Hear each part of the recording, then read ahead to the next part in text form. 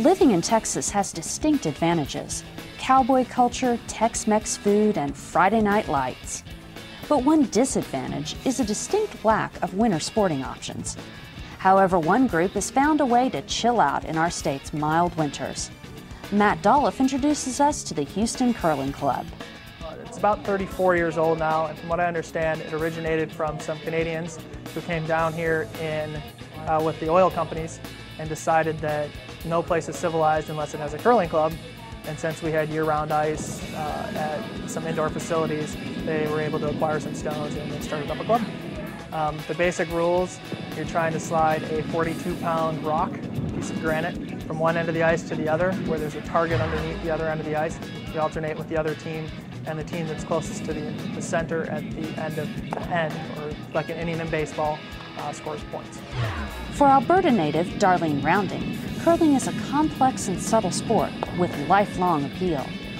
Curling is great for people of all ages. There are people as young as 12. As long as you can get that rock to the other end, you can come play and curl with us. It's great. You can have older people, so you don't have to actually pick the rocks up. You just have to slide them along the ice. So no matter if you're not athletic, you're not strong, it's a great sport for you to come out and try.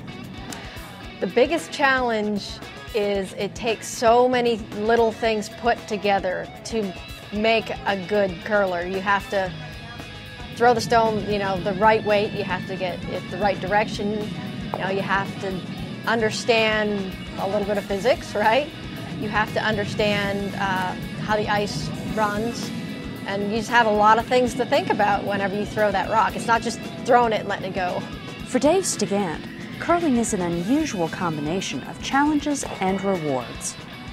It's not that difficult to learn. I think anybody can pick it up in a week or two, but it's one of those things that takes a long time to master. I enjoy the strategy and the sort of intellectual side of it. I would say the hardest part for me is getting the weight right, throwing the rock at the right speed. There's shot making, and that happens a lot. Obviously that's important. You have to be able to make the shots, but people at the more advanced levels are making almost every shot that they shoot. The key is, what strategy are you going to play against a particular opponent? Are they better at playing takeout shots, or are they better at just finesse shots? And you kind of play to your opponent and find out, play that aspect. Okay, what can my opponent do? How do I counter that? And then there's a lot of math and stuff involved with the angles of the stones and what stones are going to do depending on the type of shot you throw. Curling is also a uniquely social sport. It's very important. That's one thing I love about curling, is that it's very common.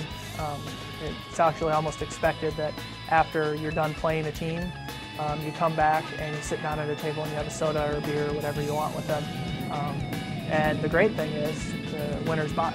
So that's always, there's benefits to losing. But even at the national level, we competed at nationals the last 2 years. Even there, at that level, after the games, we again went with the team that we had just played, even if they just completely destroyed us. And we sat down and just sat around and talked about curling and talked about anything else that was going on. So it's a very important aspect of the game. It's just a great sport. Lots of teamwork, lots of, joy. It's just a lot of fun. The Houston Curling Club welcomes newcomers to try out the sport at their regular Sunday sessions. For more information, visit their website at www.houstoncurling.com. For Real Sports, I'm Stacy Hawkins.